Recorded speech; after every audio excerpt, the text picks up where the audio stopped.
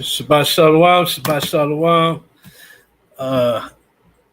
This is the Hebrew Chosen Elect Shabbat reading. Back at it again. Welcome back. Hope everybody's week was blessed. Hope everybody was highly favored of the Lord. So this week we'll be picking back up where we left off in the reading. Book of Exodus, chapter 22. Continue on Moses giving the laws of the Most High YHWH to the Israelites in the wilderness. Before we get started, we'll do our announcements and then get straight to it. So while I share my screen, also let me start off by giving all praise, glory, honor to YHWH by Shem Mashiach YHWH.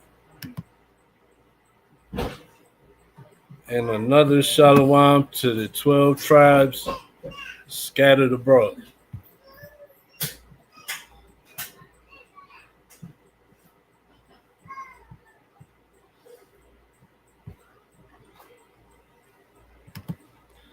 First announcements, as usual, we go through the new moons, upcoming new moons and feast days. Upcoming new moons will be the next new moon, July the 26th at sundown. So we'll be keeping the new moon July 26th at sundown. And then that will be the fifth new moon for this year, July the 26th. 6-month new moon will be August 24th. And then taking us into our feast season, the 7th new moon will be September 23rd. Also, upcoming high holy days, upcoming feast days. We have Feast of Trumpets, September 28th. Salagi is September the 23rd. It says 28 RD. That's the typo. So the 23rd, Feast of Trumpets, sundown in September, leading into the Day of Atonement, October 2nd. Feast of Tabernacles, October the 7th.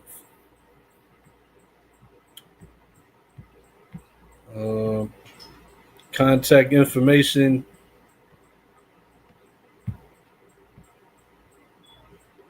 You can reach me on Facebook. And We Are Israel, Gemaria Yashala.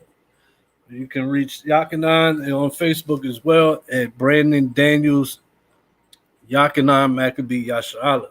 Also, if you're not already a part of our group, please join our Facebook group called The Rise of the Chosen on Facebook. Also, check us out on YouTube. At our 2 YouTube channels, please like, share, and subscribe to ACE Red Pill Reality and ACE Reloaded. ACE Red Pill Reality and ACE Reloaded. So that's all I have for announcements. And now we can get straight into the reading. Continuing on in the law, book of Exodus, chapter 22 and verse 1. And Yakanan isn't here yet, so I'll go ahead and read it. So everybody, let's go to the book of Exodus, chapter 22, verse 1. And it reads, if a man shall steal an ox or a sheep and kill it or sell it, he shall restore 5 oxen for an ox and 4 sheep for a sheep. Which, that sounds like a pretty good deal to me. You steal my ox, you owe me 5 oxen. If you steal my sheep, you owe me 4. It's not really an even trade-off, is it? But what's that going to do? So now if I'm the thief, I'm going to think twice before I steal. So with that, it is fair, because the point was these judgments were never made for it to be okay, like as a way to what's it called,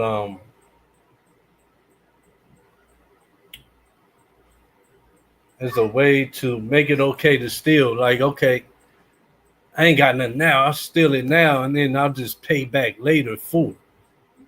It wasn't a underhanded loan system. The whole point was to make you uncomfortable with the idea of stealing, because you're going to owe 4 back in return, or you're going to owe 5 back in return. And, just already starting off the class, it's a question that I always raise. So now that we have Christ, we can steal. This law was the Most High, he got this law wrong. So now we can still, this law is done away with. You don't owe back 5 for the 1, 4 for the 1, because Christ came, right? Nah, that don't make any sense. Now we know that it's kind of hard. First off, we don't own sheep. A lot of us, most of us, or oxen. We're the bottom of the barrel in the structure of society, right? But truthfully, this law is still intact. If say you got sheep, say you do got some livestock. If I steal from you, I owe you 4. We might not have judges to settle the matter, but does that change the fact that I owe you those 4? No, I don't. So if I claim to follow these laws and I claim that they're good, then I gotta abide by that. So the best thing for me is not steal at all. Mm-hmm. Christ has fulfilled the law. Mm-hmm. Yeah, so that means you can steal now. That means you don't owe anything back for your thievery, which it makes no sense at all. Yeah, Spinner said, "Well, yeah, we still got to keep the law, but Christ fulfilled the law." Yeah, they'll say, do my wickedness. Mm-hmm. They'll say, "Nah, this one, yeah, you still shouldn't steal, but you don't owe anything back." Well, then what? I can steal then. I don't owe anything back. Yeah. It's okay. If Christ fulfilled the law, then what's the point of doing this anymore? Mm-hmm. What's the point of even opening the Bible anymore? You can live your life. Exactly, and that's what this Bible is. It's instructions for how to live in the society, how to carry your life. So yeah, like it can't be done away with. These laws are righteous, and like it said in Deuteronomy 6:25. This is an example of what it meant in Deuteronomy 6:25.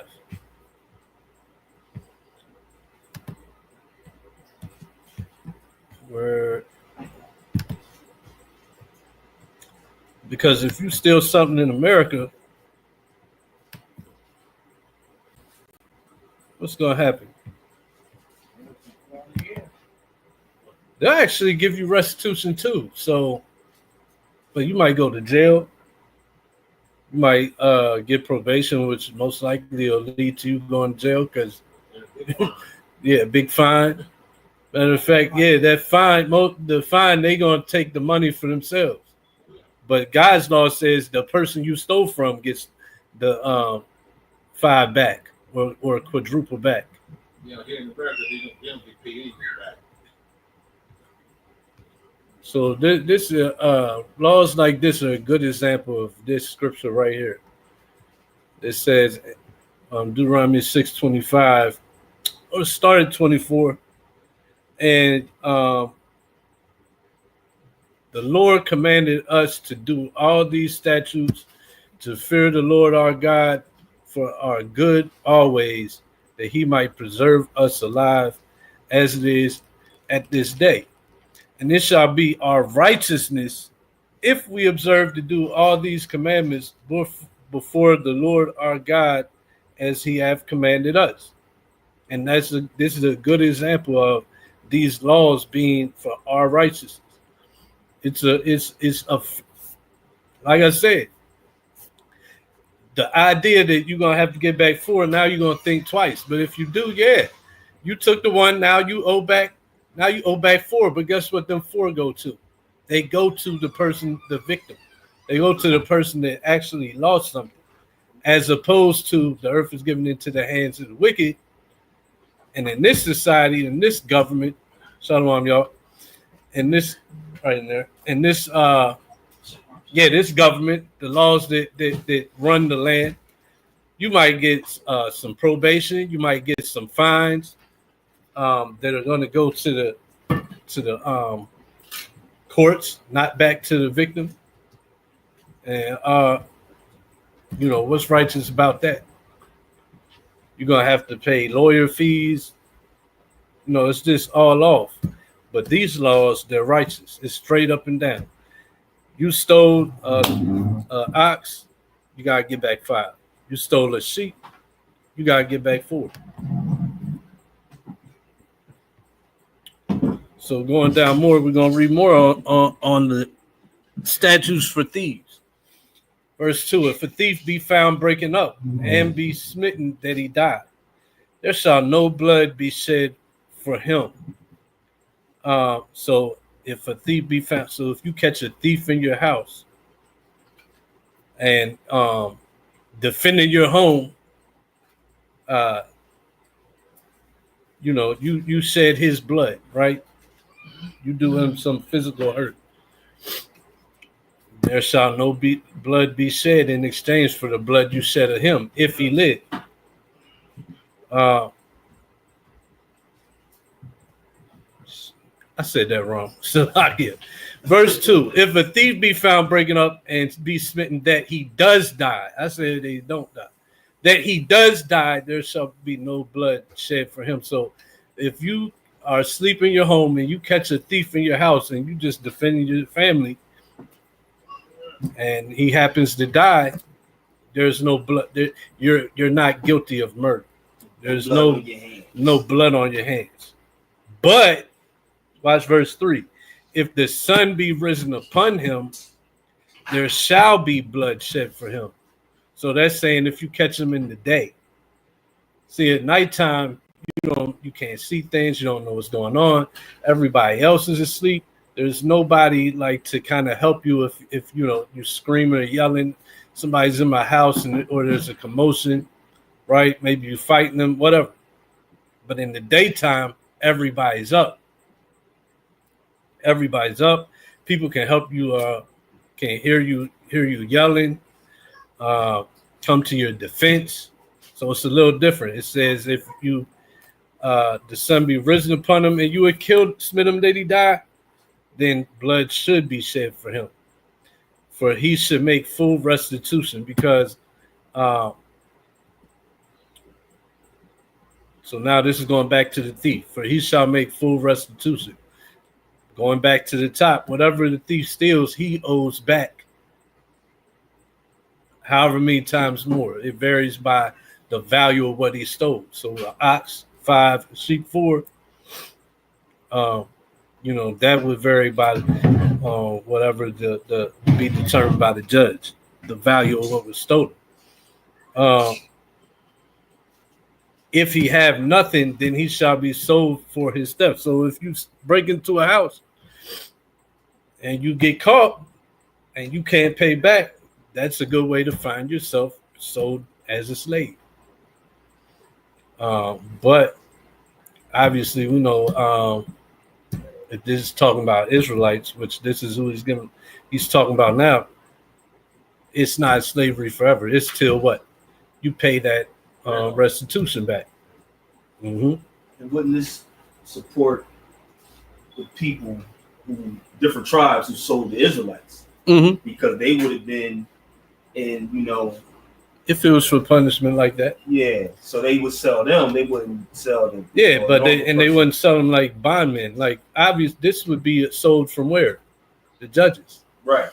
Well, this would be, because this is this is going back to the judges. These are the judgments that's coming from the judges for the various different things that happen. So you're going to be sent into to slave for somebody to pay back what you owe. So, for example, like go back to the top. If it's for ox, you're going to serve till you make enough earning to give back 5 ox. Yeah. Or 4 ox. 4 sheep. Lucky. Y'all what you were saying? No, I was saying about the judges. The judges have to be among our people because it can't be judges from another nation. Yeah, and we I think we read that before. Yeah. Remember we read that. That was chapter 18. Okay. Moses said, remember Moses' father-in-law came and said, Moses, what you doing? You got all these people coming to you. He said, it's too many people for you to judge yourself. Make judges out of the people, those that are lovers of truth and hate covetousness, and basically, real leaders that's going to judge the matter. So that's, it's just like we got today, a system with, you get tried for your crimes. Like, what do you think it's talking about when it says, at the mouth of 2 or 3 witnesses, things be handled? It's talking about the judge. It's not talking about like we handling our own problems like at our houses. It was never talking about that. Because you read that in chapter 18 lets you know that. Moses was judging the matters of the children of Israel and and because it was too much for him, made other judges to handle and decide on smaller matters. Shalom about. Yeah, Exodus 22. So so if you catch a thief at night, you defending your house, your family, and he died, there's no blood on your hands. If it's daytime, it's a little bit different. And it doesn't say necessarily that your life be returned. You might just have to sacrifice an animal because you're still defending yourself in your house. But it doesn't go into that. It just says blood shall be shed for him. So we're going to just leave it at that. But if it's at night, you do what you got to do. There's no blood on your hands. You're not guilty of any unlawful acts of murder. Right? Or verse 4.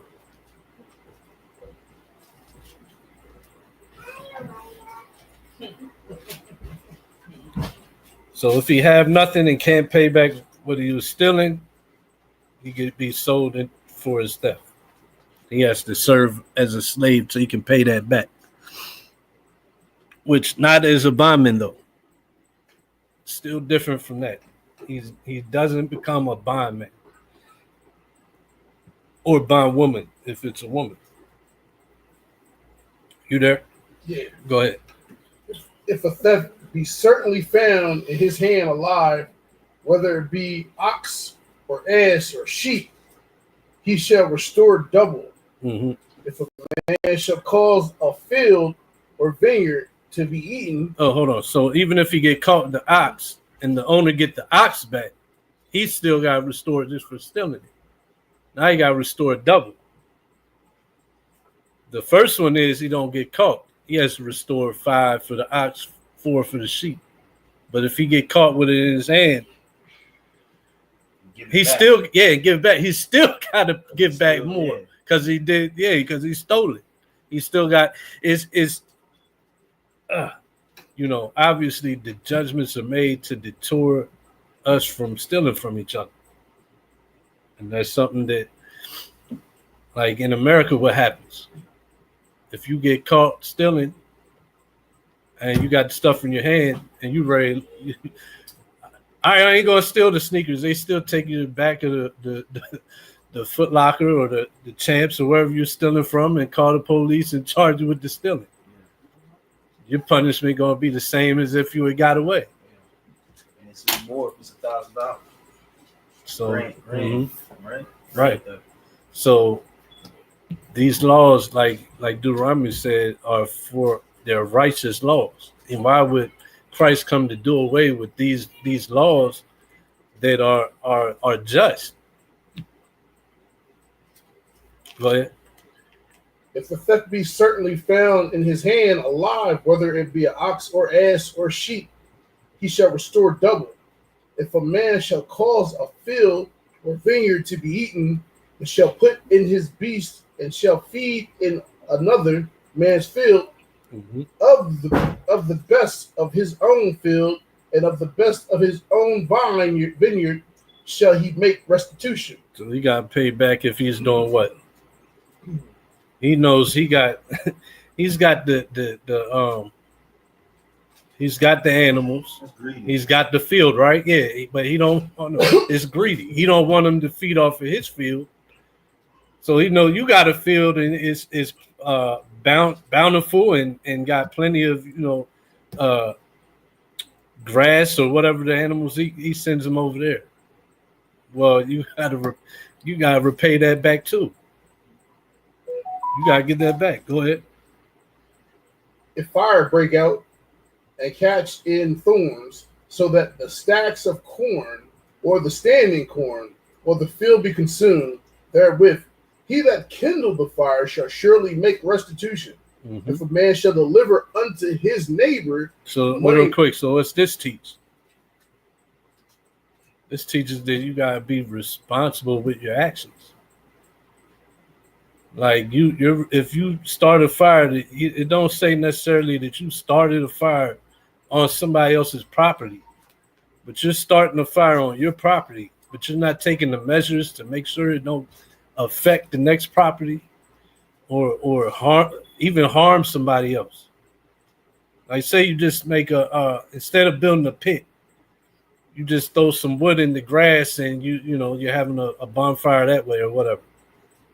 Or maybe cooking out. Then the grass catch fire and burn everything. That's your fault.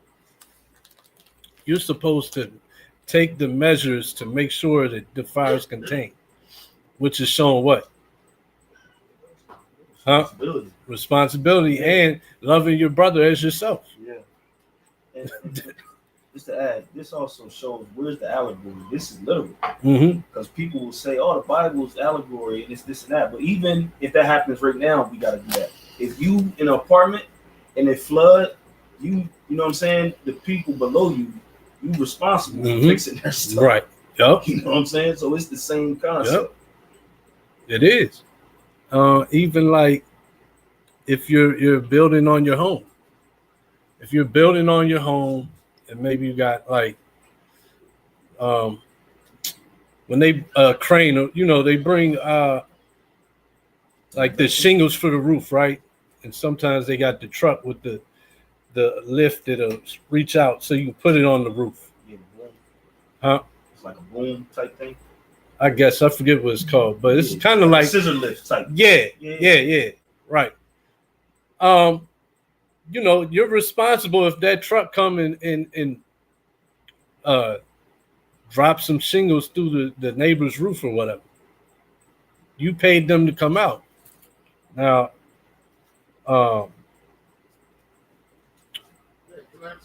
anybody know what an allegory is? Allegory? It's kind of like an analogy or metaphor. So it means something that it really happened, but it's making an example from something else. Yeah, that sounds about right. But everybody else would make it like it's fake, made up. Yeah. Yeah. Mm-hmm. Yeah. But it is that too, though, because it's like you given a scenario of something, but it's not a real life situation. Yeah. You know what I'm saying? So that's where people will be like, "Well, it's allegory. It's not real." That's not allegory then. Allegory, a story, poem, or picture that can be interpreted to reveal a hidden meaning, typically a moral or political one. Mm-hmm. But even with the Bible, like Paul said that the thing with Kedar and Sarah was allegory, right? The bondwoman and the free woman. Yeah, but it really happened. Yeah. So, allegory don't even mean it didn't even happen. Yeah. That's something they missed too. He was telling a story in allegorical sense, Right. but it was a real story. Right, it was a real story. An analogy, metaphor. Yeah, kind of. All right, go ahead. Verse 7, if a man shall deliver unto his neighbor money or stuff to keep, and it be stolen out of the man's house, if the thief be found, let him pay double. If the thief be not found, then the master of the house shall be brought unto the judges to see whether he have put his hand unto his neighbor's goods. Mm-hmm. So the thief always got payback more. And this proves the point of judges. These are matters that are coming to the courts. These matters are coming to our courts. And the matter is going to be looked into, examined to see now if the person that borrowed the money, if they stole it or not. Go ahead. For all manner of for all manner of trespass, whether it be for an ox, for an ass, for sheep, for raiment, or for any manner of lost thing, which another challengeth to be his. This cause of both parties the cause of both parties shall come before the judges, and whom the judges shall condemn, he shall pay double unto his neighbor. If a man deliver unto his neighbor. So basically, like, you can't just, we black people like to get mad and just blame anybody that whoever they can blame, right? Like, the matter is, so-and-so borrowed money, it got stolen. I can't find out who stole it. Well, now you're guilty. You're guilty of it, because you can't tell me who stole the money. All I know is my money's gone. I want it back, right? But in our laws, it says we can't do that. You can't just say, yeah, you borrowed it, so you're responsible for it. You, even as the borrower, you had to be guilty of this loss. You had to be proven to be a part of it, right? Which you still, if you borrow, you still owe the person, but you're not going to owe double. Go ahead.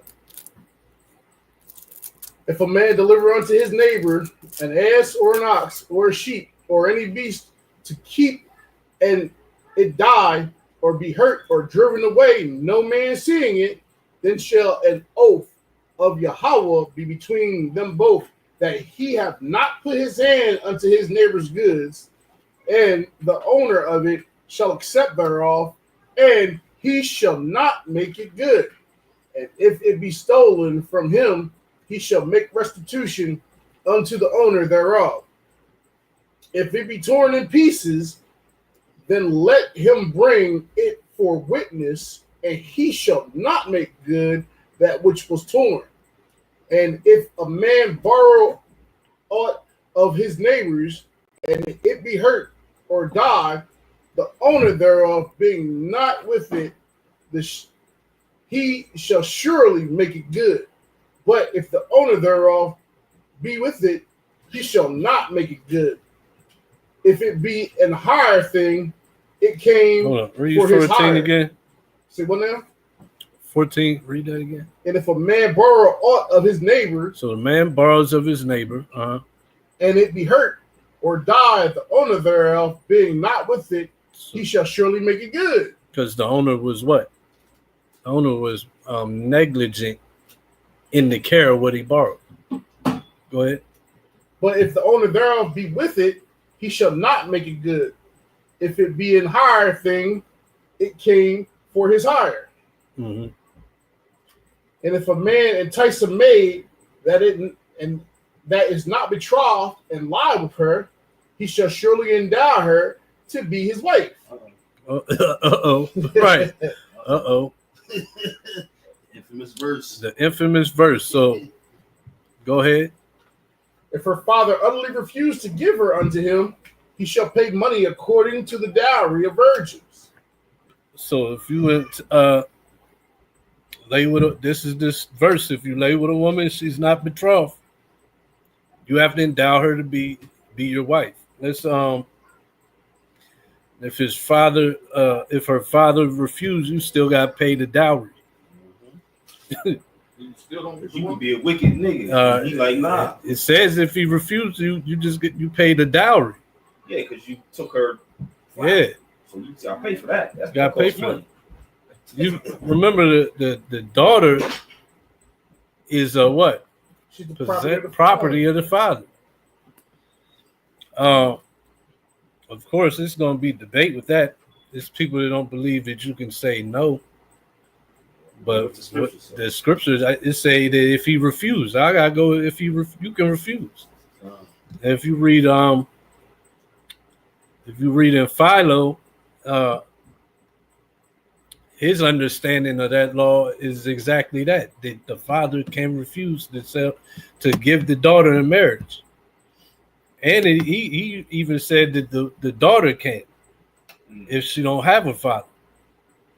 But the fact, like, it would have to be like a real good reason, because that's even frowned upon. Because when the man takes, in them days, when the man take a wife, she really should be the first. Yeah, she should be the first. You know what I'm saying? And with the rag, the token of virginity. Right. And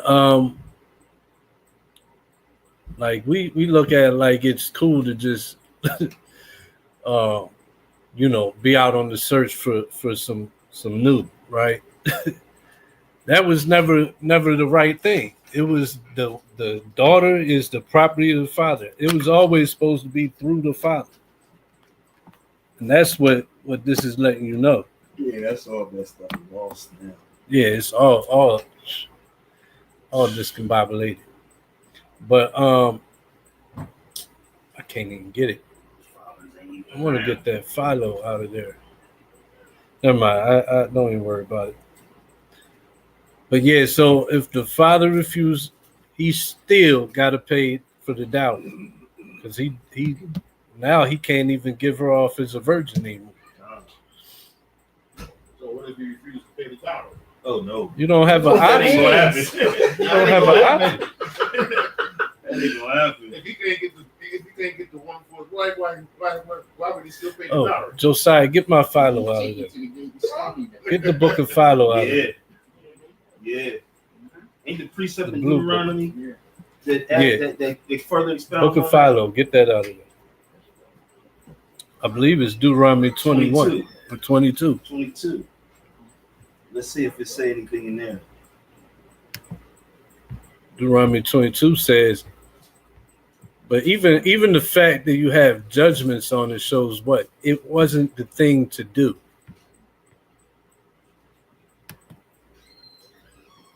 And at the same time, didn't she consent? Yeah, let me see that. But not, so she don't have a say. Huh? I'm just saying, if she lied with her, doesn't she consent? So in other words, kind of what it's alluding She to. out of order. What it's kind of alluding to, if he don't pay, that's kind of like he took it and he getting stoned. She's still under the law of honor your mother and father. Simple and plain. If he refused to pay, it's like he stole it. Consent or not. And he's getting stoned. He's put to death. But if she's under the law of honor thy mother and father, you can't just give it. It ain't there to give it. Yeah. Yeah, she got a duty too. That brings shame to the father. Their father.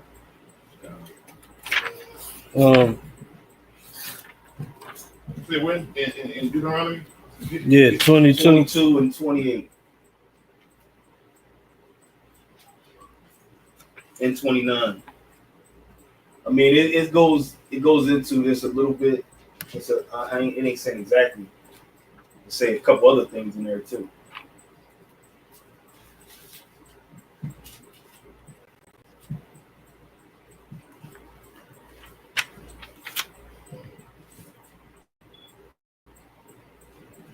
Verse 28.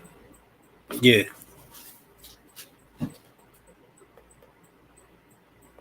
Somebody read that?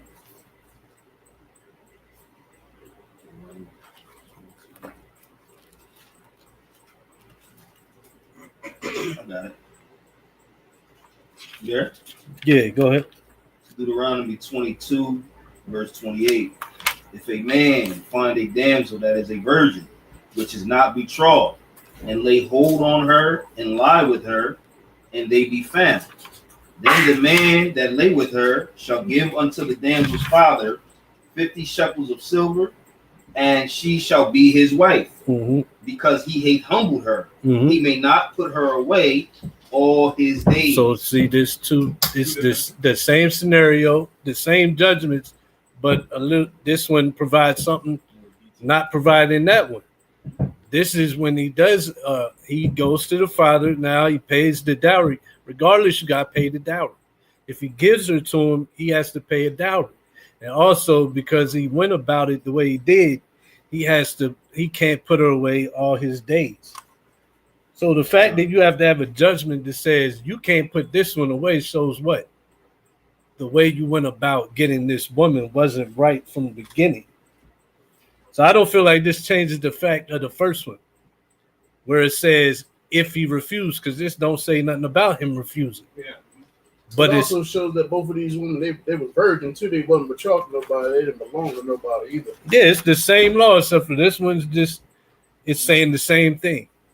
This one basically went the route of the father didn't refuse, you can't put away all your days. Then Exodus, it gave you an example of the judgment. If he refused, you still got to pay that dowry. Salaki. 27 implies that this is rape. This ain't consent. Yeah, that's why I want to.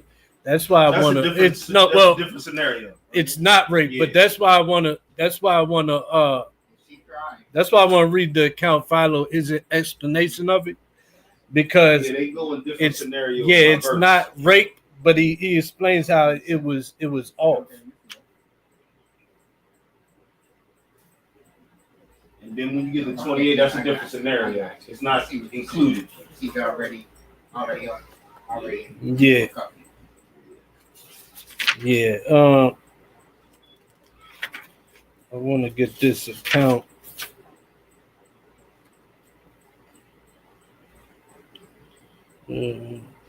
Okay.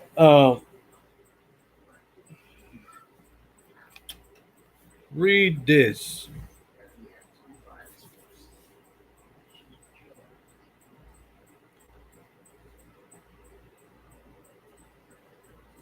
Read.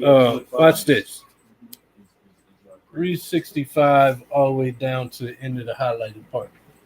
So verse 65 starts over there. So I want to read the explanation that Philo gives of this exact law. And his explanation of seduction, which is basically what's going on here. So it's not rape, it's seduction. What verse you expounded on? Both. They're both the same law. So 22:16 or what we just read in Deuteronomy. So follow the special laws, verse 65.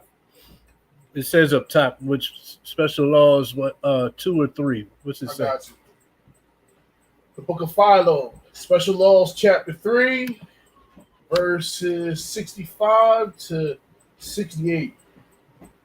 Again, seduction is no offense, which is similar and nearly related to Salakia. Again, seduction is an offense, which is similar and nearly related to adultery. So he's letting you know that seduction was an offense, meaning it was something that was frowned upon. Go ahead. And similar to adultery. He'll explain how. He's not saying it is adultery, but it's similar. It's like flirting. Yeah, flirting turns into that. Yeah, yeah. Yeah, basically you're just trying to get the box. Come on. Yup.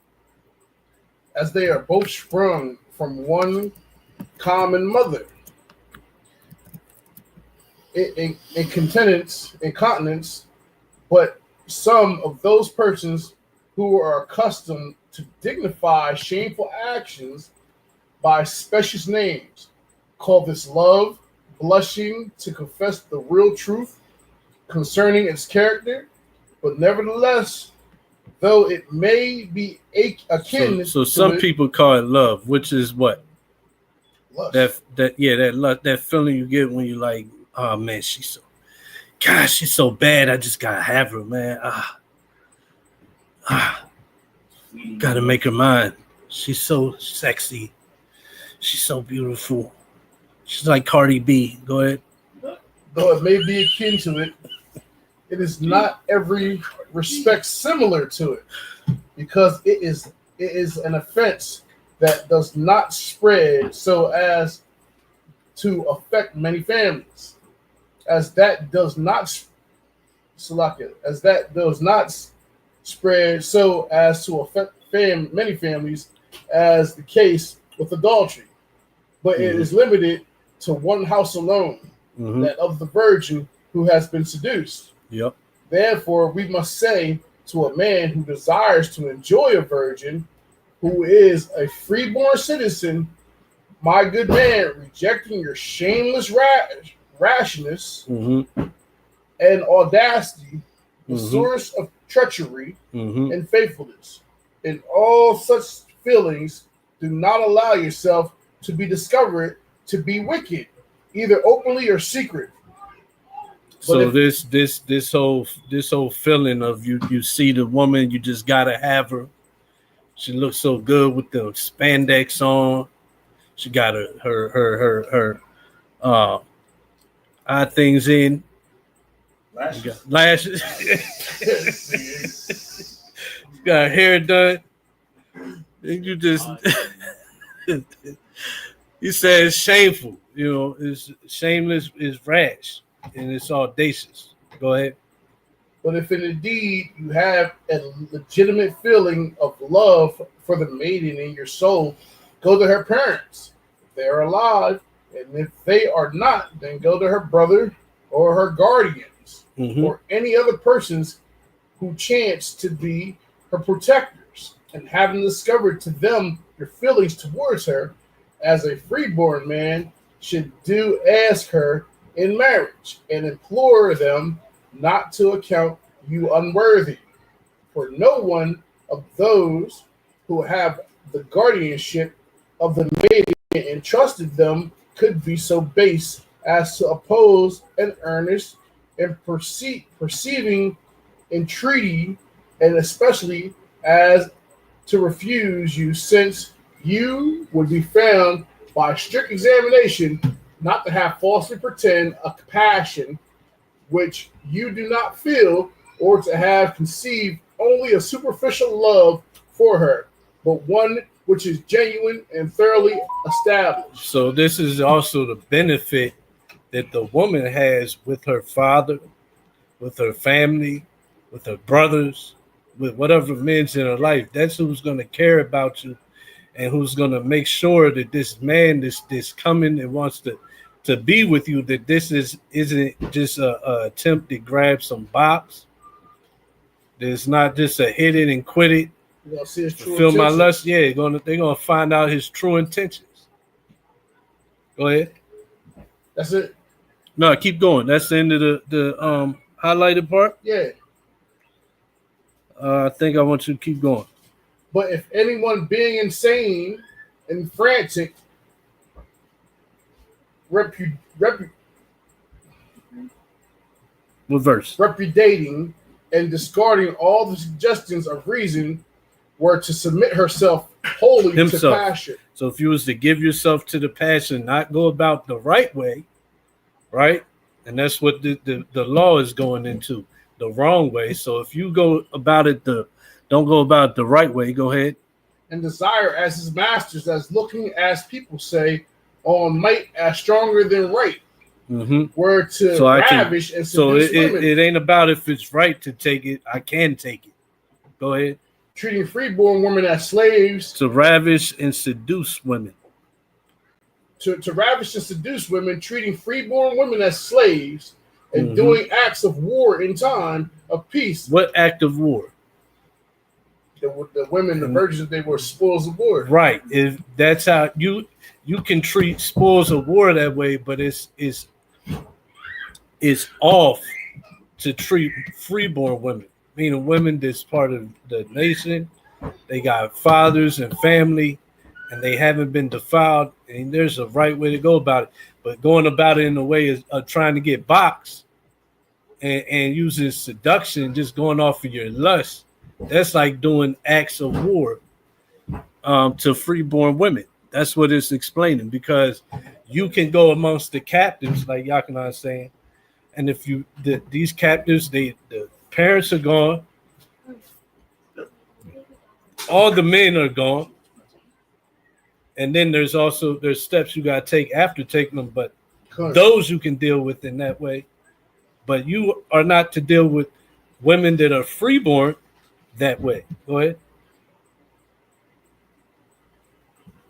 And if the damsel who has been forced has a father, let him take counsel and deal with the ravisher. So it's showing that force isn't always, when it sometimes says force, like you see the maiden in the field and lay hold of her, it's not saying you raped her. You see that? She was forced by what? By your gift of gab. She was forced by you're putting on a lure. A lure. You pretend to be something you're not. Pretend to have intentions that you don't. Manipulation, right.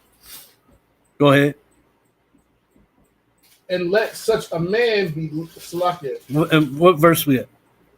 70. Uh-huh. And if the damsel who has been forced has a father, let him take counsel and deal with the ravisher about espousing her. Mm-hmm. Then if he refused to do so about espousing her, mm-hmm. then if he refused to do so, he shall give the damsel a dowry for another husband, being fined in a sum of money sufficient for this purpose. So Philo, who was first century BC and AD, he was born BC time, he died AD time.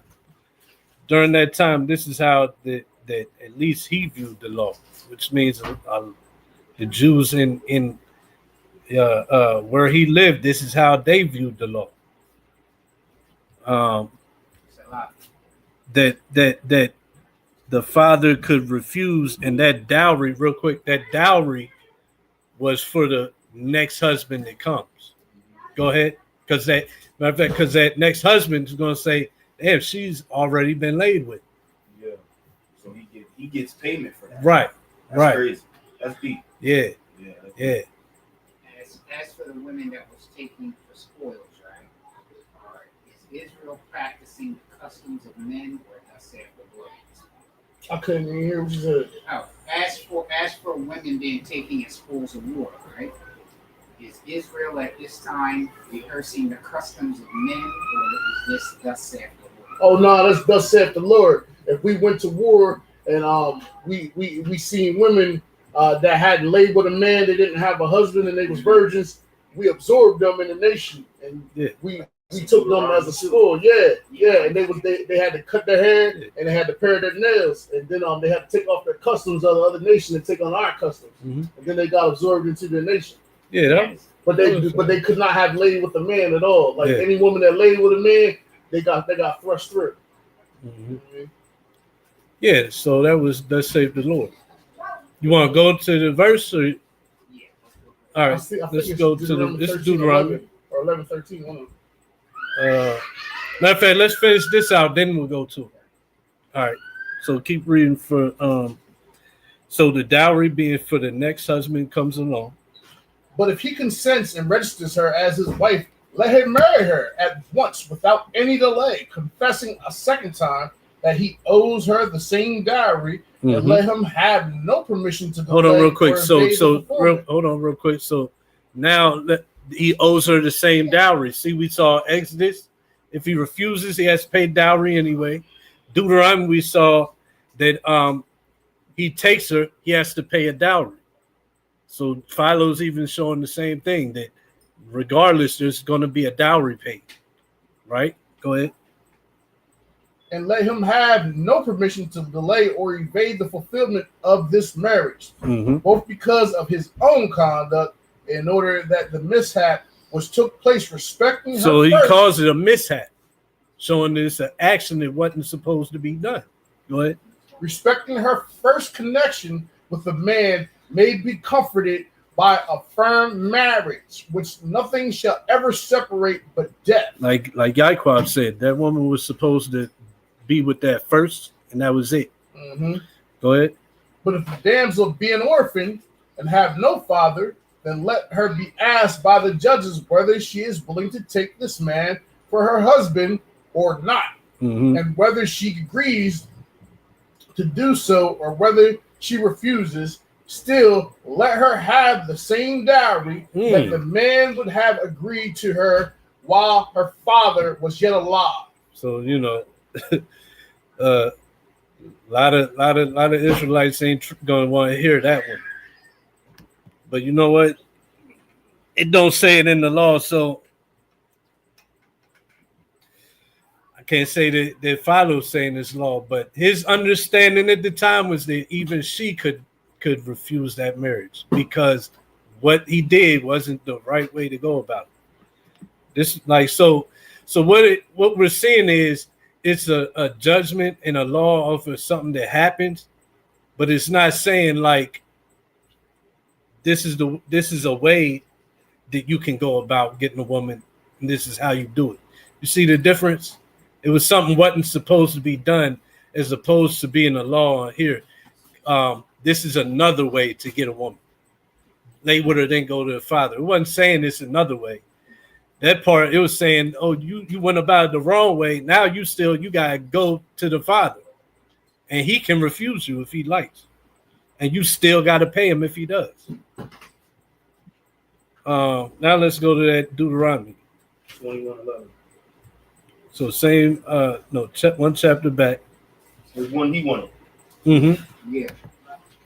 Yeah, just show that 13, just to show that it's ordained by the Most High. It's not a doctrine of men. It's about the women, the spoils of war. Yeah, kind of. So what verse 11? Yeah, you started 21. 21:11. 20.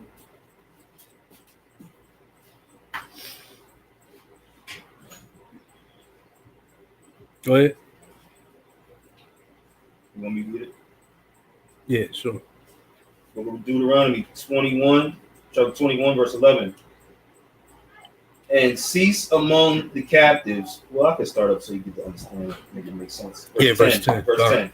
When thou goest forth to war against thine enemies, and the Most High Yahweh hath delivered them into thine hands, and thou hast taken them captive, and cease among the captives a beautiful woman, and hast a desire unto her, that thou wouldest have her to thy wife.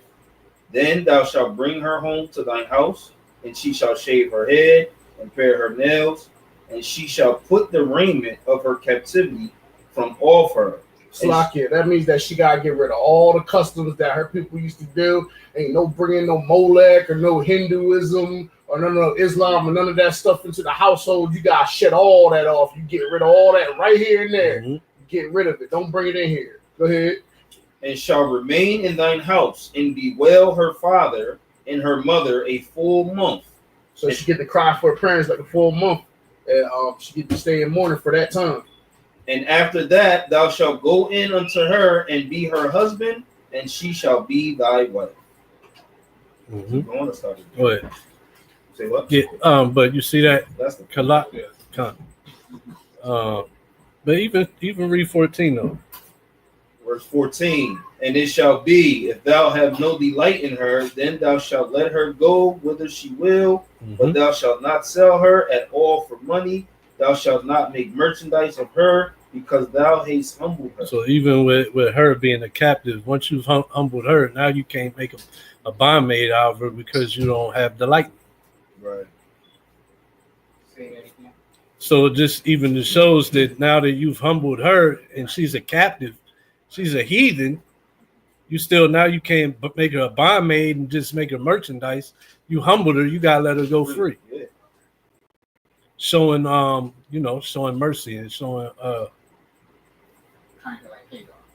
Kind of like Hagar. yeah. Like you just can't just showing like you don't just because they're heathen don't mean you can treat them like like everybody's the same. Oh, you're dirt, you're a heathen. You ain't nothing but a bondmaid, bondwoman. She was technically supposed to be killed. Who, her? Yeah. No, she never knew man. No, I'm saying technically. In the beginning, it's warm with these people, right? So they were supposed to kill man, woman, child. No. Virgins. Yeah, I got a precept. Okay. Yeah, read that real quick, just so.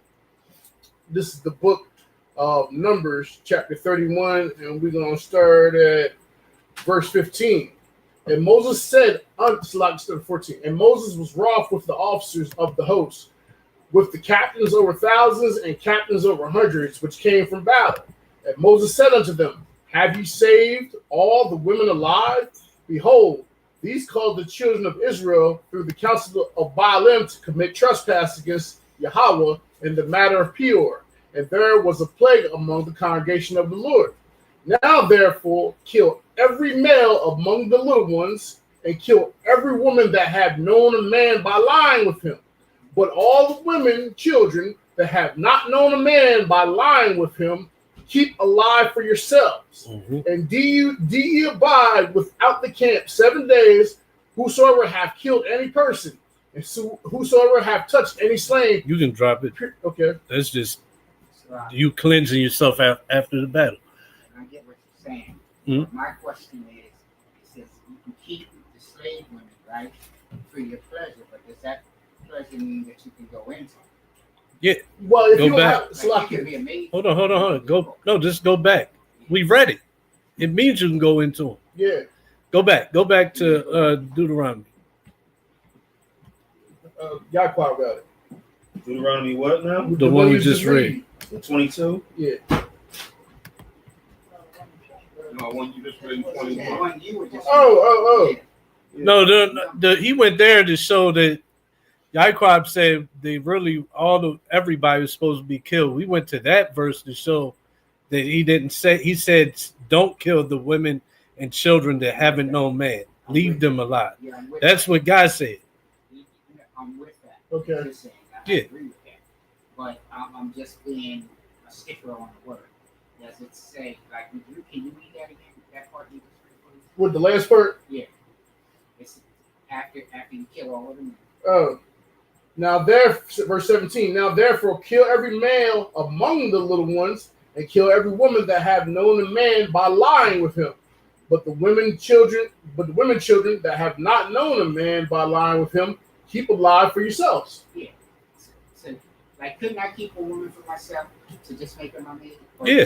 Yeah. It says Wow. in the verse Not- that he just read, it says if you don't have no desire towards her, you can just let her go. That's what it's saying in the verse he read. That's why I told him to read what he read. Yeah, so read what you read. Yeah, you don't. Either way, Go back to that it verse. doesn't say you have to go into. You don't have to take a. Don't say that. I'll give it to my son. again. Yeah, Hold on, we don't gotta go if I think back she yet. would be a good wife for my We son, might not I have to can go give her back. to my son, but she belonged to me. Yeah, the beginning of that. Right, I'm with that. The beginning of that last one that we went to was it said, if you see a maid among the captives that you want to do that with. So not that you have to. Yeah, you don't gotta take it. You can take a maid, just clean your house. Yeah, that's the point I'm trying to make. But yeah, so Taking- you can do either. Yeah, whatever it's I got it. And the it's only your reason maid. I asked that is because we got other scriptures that seem to like kind of contradict. Yeah, we read last week, remember? It said let's go to Exodus 21.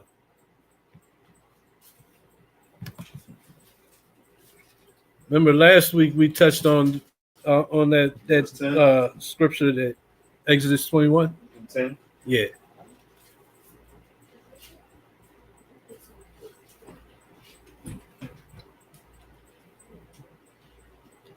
But it starts at 7. It starts at 7. point, right? No, I want 7. Want to get it? Yeah, go ahead. Yeah, come on. Watch Kalak. Exodus 21, verse 7. And if a man sell his daughter to be a maidservant, she shall not go out as the menservant. So the context is the man sold his daughter as a maidservant. Go ahead. Verse 8. If she please not her master, who hath betrothed her to himself, then shall he let her be redeemed. To sell her unto a strange nation, he shall have no power, seeing he hath dealt deceitfully with her. So he can't sell her to a strange nation. Go ahead. And if he have betrothed her unto his son, he shall deal with her after the manner of daughters. If he take him another wife, her food, her raiment. And so what last week I pointed out is, see, the wife part, wife is in italics. Means, yeah, it was added for understanding. But it's still the topic of maidservant. Right. So her food. Yeah, go ahead. If he take him another wife, her food, her raiment, and her duty of marriage shall he not diminish. So this is dealing with the maidservant. You didn't necessarily take her as a wife. And is that a maidservant of his own nation or another nation? This one's dealing with our own nation, but I'm just showing like the difference that you don't have to take a maidservant as a wife. Right. Read 11. And if he do not these three unto her, then shall she go out free without money. Yeah. So you can take a maidservant to be just a servant, or you can take it as your woman. Because also one of the 3 options with this is he took the maidservant for his son. You can take the maidservant for whatever use you need with that maidservant. Yeah. Are you conflicting this with concubines? No, because we are talking about betrothed as a wife, right? It says taking a wife. And I mean, concubine is a wife too, right? Yeah, concubine is what? A concubine is a wife that may have laid with somebody else, or is she a wife of another nation? Yeah, pretty much. Yeah. Hold on. He got it. Go ahead, Kalak. It's quite a few, but Ezra 10 through 12. Is this a question or? I'm gonna read the scripture Uh-huh. because I'm trying to be able to defend that concept if I'm dealing with someone else. Right. I'm having contention. So I just want to make sure I'm following you. So Okay. what are we trying to defend further? This is a stumbling block that I have Okay. that I'm trying to clear up so that if I'm contending with someone else about the scriptures, they need to stand firm. I gotta understand it. Okay. What we contended about having Like if you were a Muslim and you were hitting me with these scriptures, then how do I defend myself from that? What's their argument though? Well, I'm gonna read it. Okay. So where we at? I'm on Ezra 10 through 12. Ezra, EZRA. Okay, fine. Right, just like Nehemiah, he has a wife there too. And Ezra the priest stood up and said unto them, Ye have transgressed. What verse? 10. Oh, 10. Okay. 10, All right. I got you. Go ahead. Ye have transgressed and have taken strange wives and increased the trespass of Israel. Now therefore make confessions unto the Lord Yahweh for your fathers, and do his pleasure, and separate yourself from the people of the land and from the strange wives. Then all the congregation answered and said with a loud voice, As thou hast said, so must we do. And then Nehemiah goes. So your question, the argument is the strange wives. That only because it seems as if the other nations we have increased Israel's iniquity to the Lord because we have the prophet telling us to separate ourselves from strange wives. No, there's a difference here though. Yeah. There's a big difference here. And that's what I'm trying to get at. All right, yeah, we're gonna show you. So the first law was what? You see the virgins among the captives, right? You see one you like, you can take her. She has to put off her raiment. Read that again. No, I'm with that. You got me. Well, I'm showing you I'm just rewinding to show the difference what this is talking about. So these captives were already conquered, right? These women haven't known men. They basically they're undefiled mentally, Pretty much, yeah. and they're putting off their customs, right? And they're cleansing from that. They're set aside for a whole month. Purified. They shaving their hair, they cutting off their nails. That they putting off all the old. Mm-hmm. They're putting off the they're captives. Absolutely. But but important thing is they haven't already known man, and they're putting off their customs. They're kept aside for a whole month. And we're not joining to their customs; they joining to our customs. Right. Because remember, anybody who's joining them, they're gonna be thrust through. Yeah, they're totally they're basically like Ruth, right? They are totally like, and I say that because Ruth said, "Your God is my God." He said, "Your people is my people." Like, I don't know them no more. Naomi told Ruth, "Go back to your people." No, y'all are my people now. Like these captives, she's never known man. She's putting off her customs. She's a servant to her Lord, who's her man, and the customs that we had. That's it, right? So that's the law that said you can go into those strangers, right? But it said only them, the ones that haven't known man, and you do that. That's the law, right? So the difference between these is we just gotta go back to where Nehemiah. That's where I was going there right now. So let's go there. So now we're gonna go to where Nehemiah came and seen that this was happening, and you look at what he explains the error in what's going on. Well, I started at 15. So where we at? Yeah, the book of Nehemiah, chapter 13, verse 15. Let me get it.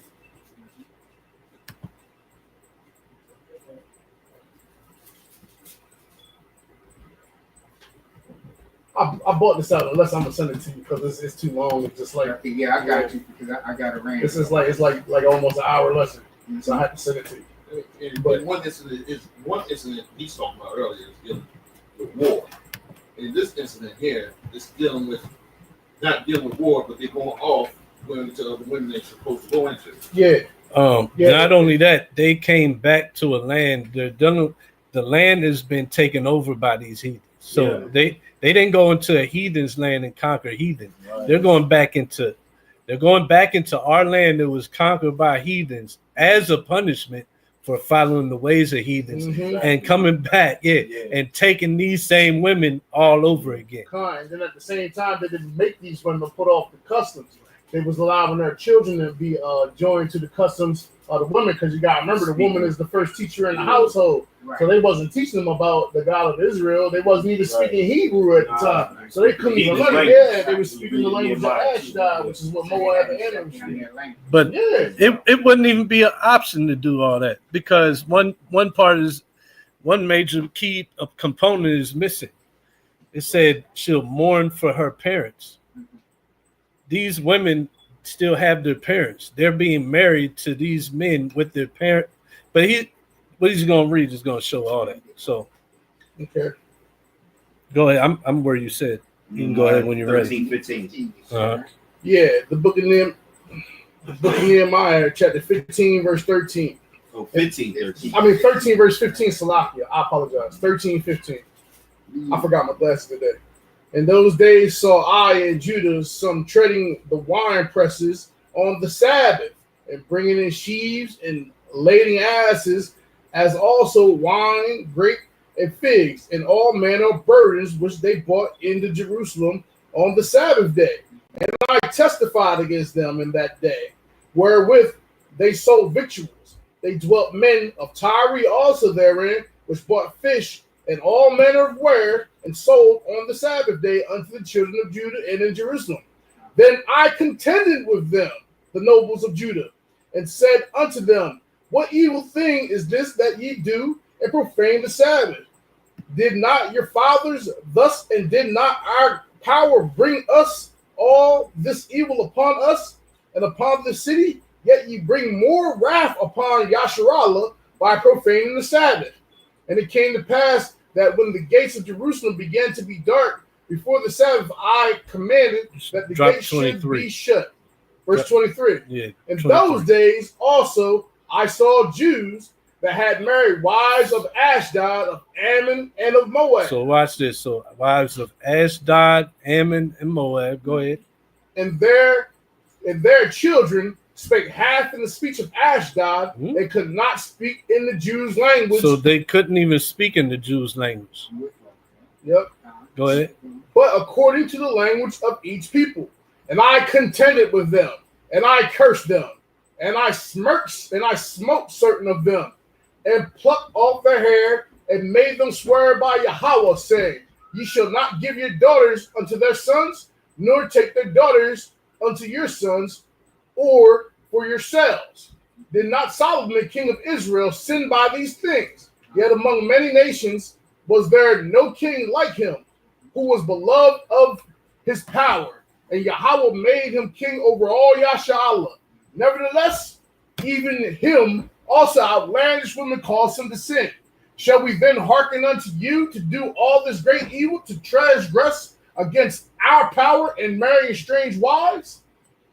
And one of the sons of Jehoiada, the son of Elishad, the high priest, was the son-in-law of Sanballat, the Horonite. Therefore I chased him from me.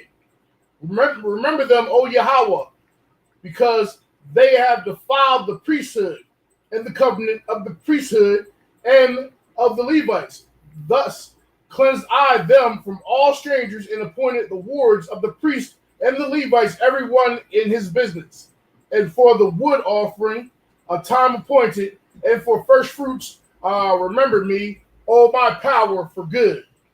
Yeah. Also, So it showed that like he wasn't even playing about it. He was whipping their ass and he was cussing them out and everything. Like don't even come down the street.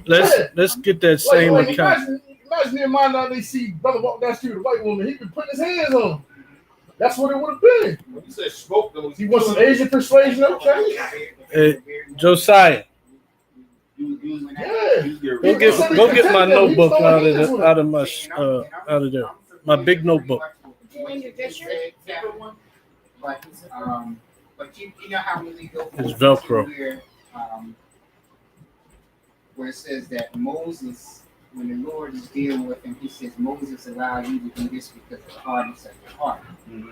But it is written that no man separate what the Most High has joined together. And because we see that Israel had an affection, or it is taken an iniquity on, and it has grown through generations. My question was to make sure that this is not a thing that they've taken on because it was the doctrine or the customs of them, not by the Most High.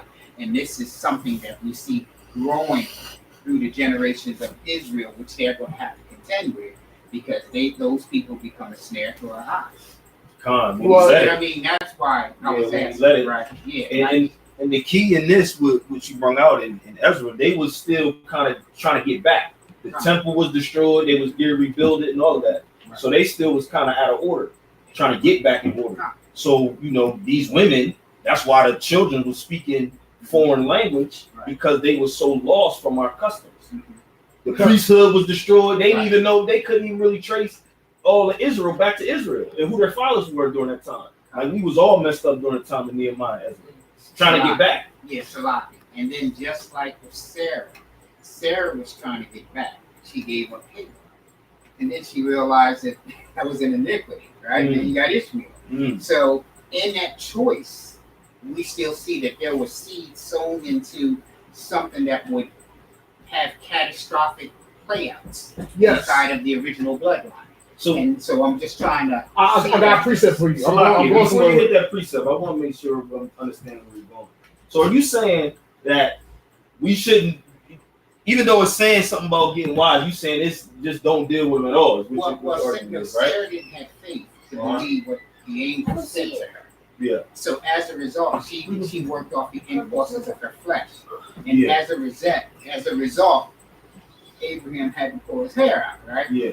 So I'm not saying because the Most High didn't tell her to do that. She did that. She did that on her own volition. Yeah. And then likewise over here, are we seeing that same type of behavior where there's a lack of faith in the Most High?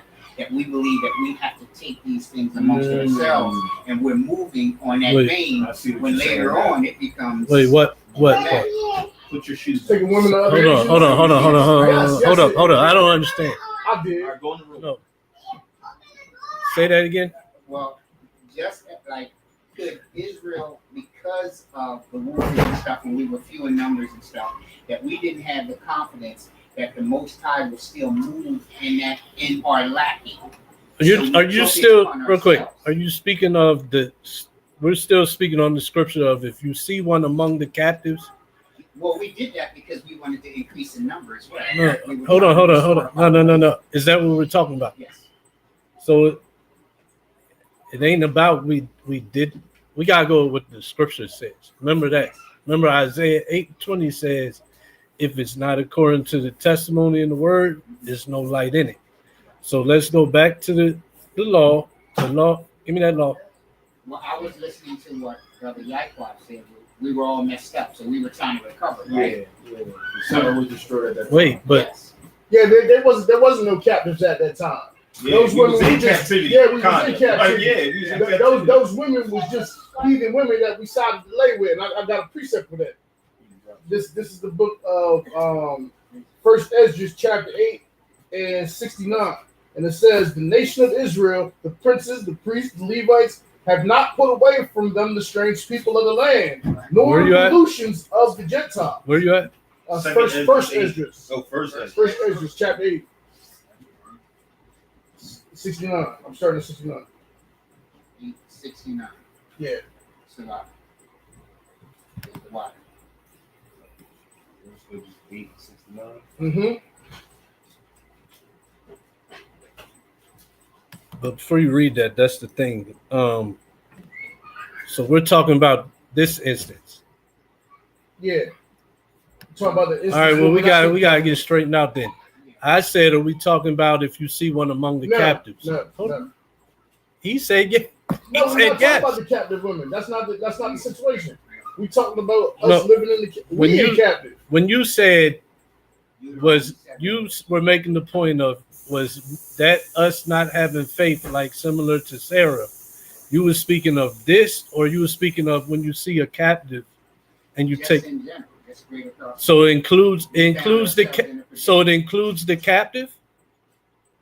You're saying in general, so it includes the instance with seeing a captive that you like. Then it includes it. You see what I mean? All right, so but nation thing as well. That if that woman is of another nation, period, then rather she is hanging with us or not hanging with us. When we read Deuteronomy 7:3, or we're reading in Nehemiah stuff, and it's talking about taking strange women or women of a nation, or even if we're talking about Solomon with the 307, then we see that is it because Israel has opened the door for something that is going to come back and get them? Well, Salakia, hold on, let me answer it. Salakia, Solomon had took on the customs of the other women too. He had taken on their gods and everything too. So us not being in captivity is two different instances. Where we allow by law, we allowed to take the virgin. There's still a war. It's not going to affect us. We're making them put off their customs. We're making them put off all of their pollutions. We're making them put off anything that they're going to bring to try to sabotage the nation of Israel. When in this instance, we taking on their customs. We taking on their philosophies. We marrying their women, and we're not making them put off their customs. We're doing what is unlawful. We're joining ourselves to them. So that is wrong. So if they join to us, it's different. But if we join into them and we bring in all their sins, we're bringing in all of their pollution, we're bringing in all their customs, and the Most High sees that as a grave sin. Okay. You know what I mean? Now, when we read in Deuteronomy 7:3, it says, "Give not your sons to their daughters." For me to give my son to their daughter means I'm in a position of authority. So rather, it's wartime. You see what I mean? No, they're just neighboring with us right there in that instance. Hold on. It doesn't though. It says, "Give not your sons to their daughters, and their daughters to your sons." The custom would be, you'd say, "All right, me and you got kids, sons, daughters. I got sons, daughters. It doesn't have nothing to do with us. Either of us being in any type of position of authority. We are of the authority in our houses. That's it. So I'm like, hey, you got some daughters. Let me get some. Let me take some of your daughters to wife for my sons. And look, you do the same with mine. I got some daughters here. That's what that's talking about.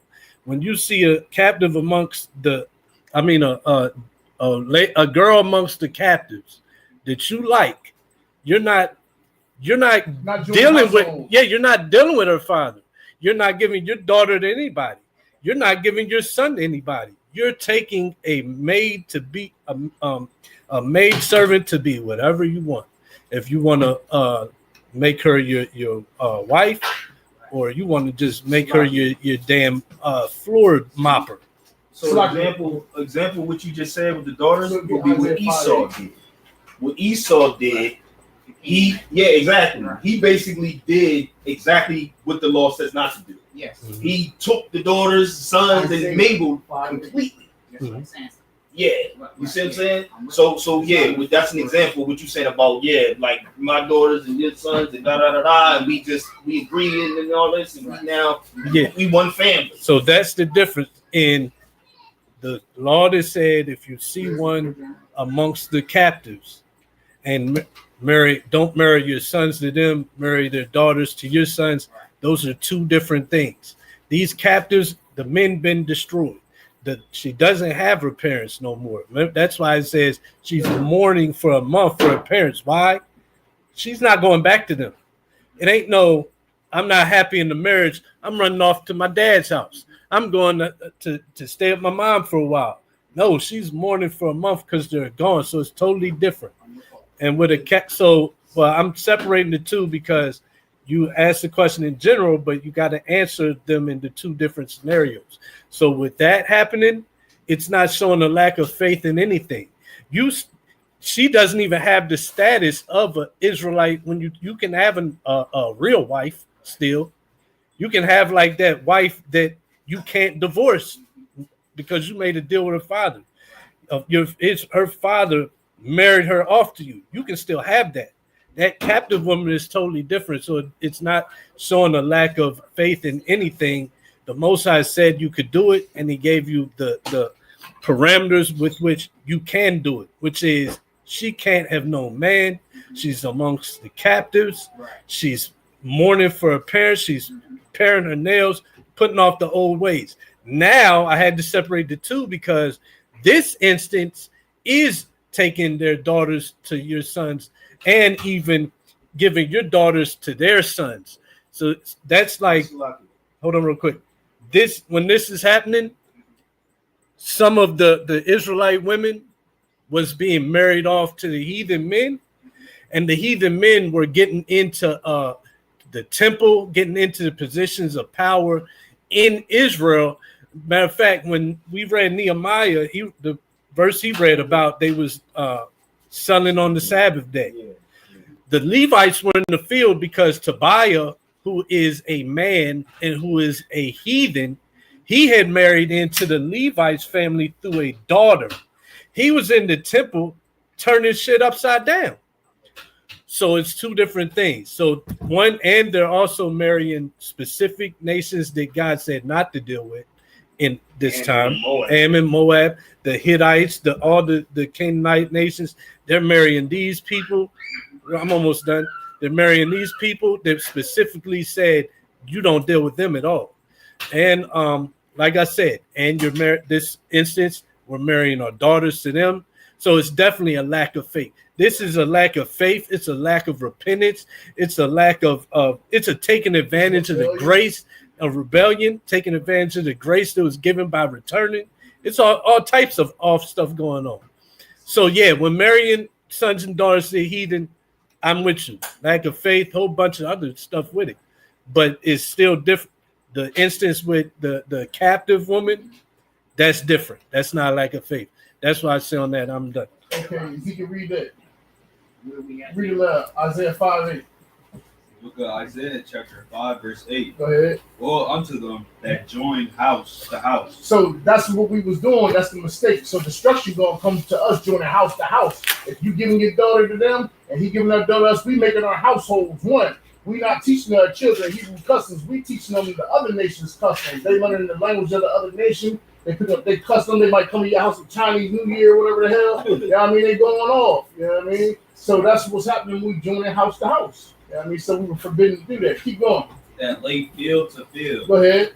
till there be no place that they may be placed alone in the midst of the earth. So we ain't living holy. That means that we supposed to be living set apart, and we're not being set apart, taking on our customs, their gods, their lies, the philosophies, or any of that stuff. That's what was going on. Now I got another precept. This is the book, First Esdras, chapter 8, and I'm gonna start at 69, and then I'm gonna skip down. Read it. 869 First Ezra. First Ezra. First Esdras, chapter 8. Oh, where you was at before? Yeah, 69. 69. Yes, sir. I'm sorry, it's like the nation of Israel, the princes, the priests, and the Levites have not put away from them the strange people of the land, nor the pollutions of the Gentiles, to wit of the Canaanites, the Hittites, the Pharisees, the Jebusites, the Moabites, the Egyptians, and the Edomites. For both they and their sons have married with their daughters, and the holy seed is mixed with the strange people of the land. Not just mixed with them physically, but we mixed with their customs, their philosophies. We took on everything that they was doing, you know what I mean? For both they and their sons have married with the daughters, and the holy seed is mixed with the strange people of the land. And from the beginning of this matter, the rulers and the great men have been partakers of this iniquity. And I'm gonna drop down to 75. Yeah, because we didn't kill their parents. We didn't probably want to take the woman's virgin. We were just laying with them, and we joined our house to them. We wasn't leaving room for our fears to grow. We wasn't leaving room for our customs to grow. Verse 75, for our sins are multiplied above our heads, and our ignorances have reached up unto heaven. For ever since the time of our fathers, we have been and are in great sin, even unto this day. So we taking on the customs back then, and right now you bring up the date. We're taking on the customs to this day. We're taking on their Christmas. We're taking on their 4th of July. We're taking on their Easter, and so on and so forth. Hell, we even taking on them Indian. What's that? Diwali? That they celebrate Diwali or whatever. They brought that custom over. Yeah, the Indian holidays is even over here in the United States as a national United States custom. We're taking on their customs. And we're sharing the temple as well. Yeah. So that's again. So there's an opening in the door. But another question. When we're reading in Romans 9, I think down by 23, Paul it seems like he's still contending with this issue. He says that not all of Abraham's children are Abraham's seed, but it talks about the promise. So once again, we see that there is a door that has been opened that Paul even has to address. What 1,000 years later, he's still dealing with this thing. Is it or is he? Let me put it that way, because I don't know. Is he still dealing or contending with a thing that we have done in the past that we are still burdened with? Because he's over here still trying to get an understanding that not all see that these are children of the flesh. That these are not the children of the flesh. Let me answer that. So real quick, let me ask a question. So it still sound like you saying, no matter what the laws and all of that, you saying it's just best to not deal with no strange women because it all led to something that wind up biting us in the ass in the end. So it's like, you know what I'm saying? You basically saying we shouldn't just have no parts at all. That's what it sounds like you're saying. Well, thou art holy seed, a separate seed, right? Deuteronomy 7:6. So thou art holy people. So that's what you're saying, though, right? Yeah. So yeah, that's what I figured. So yeah. So you said it's best to not even do it because it always came back. Even with Solomon, when he wasn't in captivity, you saying he went and bowed to the strange women's gods and all of that. I see what you're saying. But some of the fire we got from the sub-Saharan slave trade in Israel and his people could be again contention just like it is with Esau and Jacob. And we got Ishmael and Jacob. That right there ran down. It was like a family fight since then. Right. We still contending with the most brutal captivity that we studied earlier. That's an argument that. But it's not an argument that can be had. But it happened. It's not. No, the argument can't be had that just leave. You can't say because of all the off stuff, leave them together all alone because it has nothing to do with the women. It has to do with the customs and it has to do with the obedience. Yes. God said, so okay, so then it can't be just leave. That's what he prefers. If that's not what I prefer. It's what unless I'm too literal. That always It happens. says, give not your sons to their daughters. I mean, like how many ways? so you then say it, that's right? the point. You have It's a to giving. X out. That's talking about what I read in Isaiah 5 and 8. It's talking about joining your households with those other Well, nations. you are. No, but you're not because you're making them you're not allowing those customs to come in. You're not buddy with their father because the father and the mother been put to death. You've been at war with them and they taking on your customs. That's why it's not the same. It's talking about joining households together. So did Joseph join household with the Egyptians? Say what now? Did Joseph join household with the Egyptians? You can say that, but they was bought into Wait. the It- covenant of Israel there. Yeah. So It doesn't say. Hold up. Ephraim and Manasseh was bought into the covenant of Israel. Yeah, they It do were. say that. Yeah, I mean. No, he because said, did Jacob Joseph wasn't join households with the Egyptians? He's explaining it. there. Yeah. Our captain is explaining it to me now. He's right on cue. I'm just trying to be brought up. Yeah, but that's Joseph didn't join households with the Egyptians. That's what I'm saying. Right. They were bought into the covenant of Israel. Okay, so you accidentally say yeah. Well, All I was saying is he didn't join households with the From the Egyptians. beginning, So how do we? But he always knew who he was. Ephraim and Manasseh is to be respected when it comes down to being Israel. I know it's the father's seed, but you see what I'm talking about. well, if it's a father seed, that's who you got to leave Yeah, it. right. Yeah, it said a holy, even you said it. You said Deuteronomy 7:6 says a holy seed. Into their argument with Joseph, that's a good point to bring up. Right. Because even with Joseph, he was in Egypt for how long? So long that they ain't even recognize him, right? But even still, he knew who he was. Because when he came back to his brothers, what did he do? He basically brought them in and basically had the Pharaoh believing in one God. If you go back to history, it supposedly said that Pharaoh was the only monotheistic God. That Pharaoh during Joseph's time. And what's his name? Don't ask me. you talking about Joseph? No, the Pharaoh. Imhotep. Yeah. I believe he was. They say he was the Yeah, only yeah. Pharaoh that believed in one God. He got that from Joseph. Is Yeah. what they said. They say he was Joseph. So in other words, no. Yeah, that is what they say. You can look that up. I think that is a saying. Yeah, I Yeah. think that is something they be saying too. Can I say that? But yeah, basically, he didn't allow any of that stuff that the Egyptians was doing Nah. to pervert him, even though he took on the name because Pharaoh changed his name and all of Yeah. that. He still believed what he was taught Yeah. from his forefathers. Yeah. He never went away from it. He was his favorite. He was Israel's favorite. Yeah. Can I say this? Y'all, you got to remember, man, that Joseph was forced to go to Egypt into captivity. True. So, I mean, He wouldn't eat pork now. Yeah, he I wasn't doing none of that. Yeah, I understand that, but I'm saying with the women there, I don't know if with the any Israelite women there at the time when he was captured or No, not. his wife was Yeah, I know she was. one of the captains of Yeah, but I'm saying I don't know if Israel women was there at that time. All we have is there wasn't no Israelite women other than Dinah. at the time. Yeah. But still the same, right? The topic of you asked about Paul, and before I even talk about Paul, go to verse 87 of where you was at, just on what Where you at? First Ezra is 8 and drop to 87, just showing more on what they were doing with the heathen, the pollutions of the Canaanites, and this is you also got to remember chiefly what he's talking about when he said Israel is a holy seed. Yes. He was talking about us being holy in our obedience to him. Yes. Set apart. Yes. Set apart, Yes. meaning it had nothing to do with your preference of woman, had to do with what God's laws you follow, what customs you kept.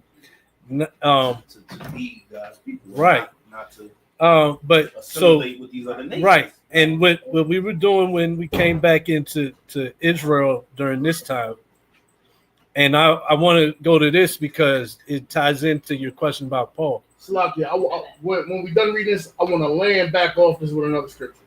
All right. Verse 87. And this give unto us such a root, but we have turned back again to transgress thy Matter of law. fact, I'm sorry, read 86. Verse 86. And all that is befallen and done unto us for our wicked works and great sins. So slavery, the whole slavery had to serve before coming back. Go ahead. For thou, O Yahweh, didst make our sins light, and didst give us unto such a root. But we have turned back again to transgress thy law. So after getting this grace of coming back, now we've turned back to transgress what? The law. So the law says you see one amongst the captives, you can take that. But we transgressed the law. We did something that is against what's in the law. So we have to stick with whether it's if we're not being faithful or having, it's in regards to the law. So what we're doing here was a violation of the law. Mm-hmm. Go ahead. And we mingle ourselves with the other nations, customs, it's in there. And to mingle ourselves with the uncleanliness of the nations of the land. So, and to mingle ourselves with the uncleanness of the nations of the land. We were taking part in their idolatries, their sacrifices, child sacrifice, their covetousness. Remember, like I said, you read that chapter in Nehemiah. The Levites were serving in their suburbs to get themselves food. And Tobiah, a heathen, was able to take advantage and be in the temple and gain off the temple. And it wasn't even supposed to be a Judite going in that temple and doing the role of Levites, let alone some heathen. So we were following all the different uncleannesses of the heathen, and even allowing their uncleannesses to even come in to the temple that was supposed to be even the holiest. That's what I wanted to go back on. Like even when we were building and we were coming out of captivity, we didn't even want them to have nothing to do with the construction of our temple to God. And I got the precept. This is the book of Ezra, chapter 4, and we're gonna read 1 to 3. And it says, now when the adversaries of Judah and Benjamin heard that the children of the captivity built the temple unto Yahweh, the power of Israel, then they came to Zerubbabel and to the chief of the fathers and said unto them, let us build with you, for we seek your God as you do, and we do sacrifice unto him since the days of Asarhaddon, king of Assur, which brought us up hither.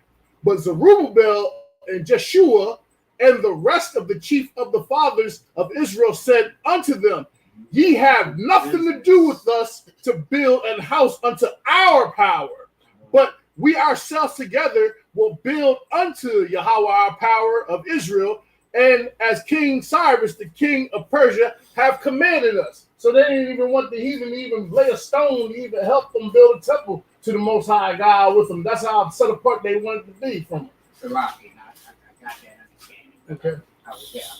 So now before you move on, I know you want to go. Like I said, I want to tie this into your question about Paul. So you said, right. So you said, was Paul dealing with this like the same thing, right? And I would say, yeah, just now it's the Romans. And you know this because who was in charge of Israel? Herod, exactly, the Edomites. Herod was specifically king, Edomite, under the Roman authority, who are Edomites. They branched off from it went Greek, then went Romans. That's why it's called the Greco-Roman kingdom, right? So, and I would say all that started back with we never got right coming out of Babylon. So we were doing the same things from then. So that trickled down to all the way this far to when Paul comes on the scene. Because in Maccabees, you saw what? The same thing. You saw the wicked Israelites saying, yeah, we'd rather be Greeks. We'd rather keep their customs. And they're doing what? They're intermarrying. Then the same thing with the Romans coming. Herod's wives, at least some of them, were Israelites. Some of the children he was having, they was using their mother's side to be like calling themselves Jews. Political matter. Today, right? So he was dealing with the same thing, but remember, he was dealing with intermingling. He was dealing with we're taking your sons, we're giving you, we're taking your sons, we're giving you our daughters, we're taking your daughters, we're giving you our sons. We was doing that, so that's where it's the difference in the captives. But then, yes, the same thing that you were seeing in the Return to Babylon, right? That stuff is since then just continuing on. And I wanted to finish reading on this too.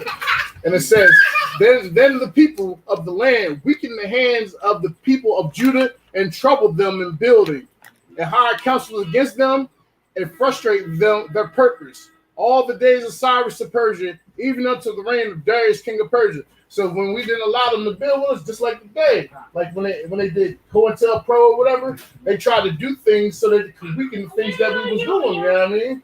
Just like when we was just over Rose Hill, you see it. You know what I mean? They did things to weaken our purpose. Or when we was doing the coat drive, same way they're trying to stop us from doing that. Yeah, doing the same thing. And if we go back and we look at the conflict between the southern and the northern tribe, that is that's a perfect issue right there. That's amongst them. And you see that today by they worship other gods. You know what I mean? This is us mixing, and so we see that the question is, can we see that this thing has been a generational curse, even though we have had the tradition of men to say that this is what that scripture means? Because I keep hearing you saying that we can take that woman as we will, but I don't hear it says make babies with that. Well, they did make babies with them. I know they did. You're expressing my point, but I'm saying that could we just do anything with either because we took them as a slave? Weren't we bound by that? Weren't we law bound even when it came down to having another slave? But that wasn't on law about it. The law was not to join your household with their household. You know what I mean? That's the law. So when you take on that woman, she's taking on your seed. You know what I mean? You are what your father is at the end of the day. They learning the Hebrew customs. Their kids is not learning the customs of the other nations. They're not putting on the customs of the other nations. They're not taking on the language of the other nations. They becoming Israel. You know what I mean? They being as one born in the land. The child becomes like one born in the land. Can I say something? Let's go back to that law. I gotta go back. It's nothing men about it. So it's nothing men about it. And back to the law, Deuteronomy 21 and 10. 21 and 10. Yeah.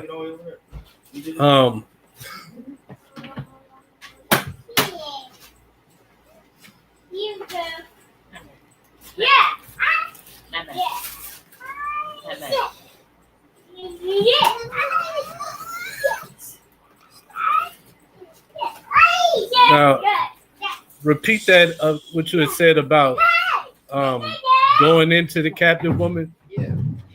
The same thing. Repeat it. I see that we could take possession of another nation due to warfare, whatever those things are. Yeah. But if we have a code, are we still law bound of what we can do? Because maybe I'm too flat or too. Well, let's read it. I just sent you a link. Open it. Yeah. Hold on. Before you open it, read it. Okay. Read the law first. On what you just said, Kalak.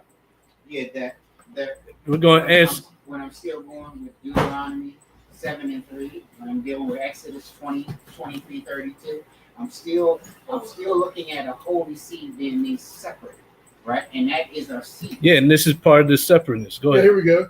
when thou goest to war against thine enemies, and Yahweh thy power have delivered them into thy hands, and thou hast taken them captives, and seest among the captives a beautiful woman, and has a desire unto her, that thou wouldest have her to thy wife. So this is the desire, that you want to have her to thy wife. Go ahead. Go ahead.